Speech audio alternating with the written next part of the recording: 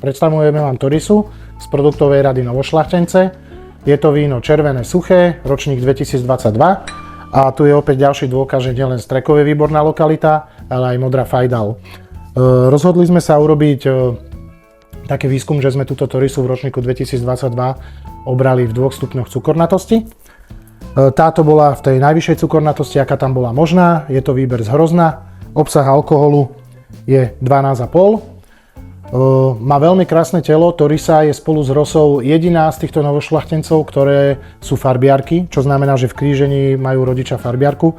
To napovedá o tom a evokuje, že tá farba má byť veľmi, veľmi silná. Temná, čo aj je. Ďalej vôňa, je tam veľmi cítiť ešte ten tanín, ktorý je tam priamo z hrozna.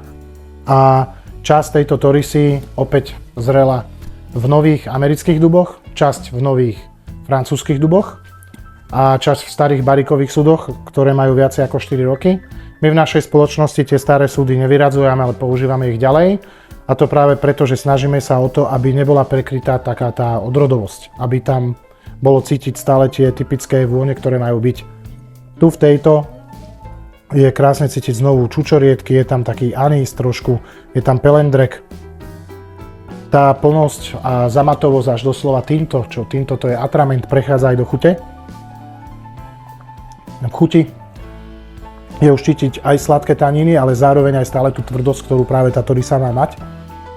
Z reci potenciál 10-12 rokov úplne bez problémov.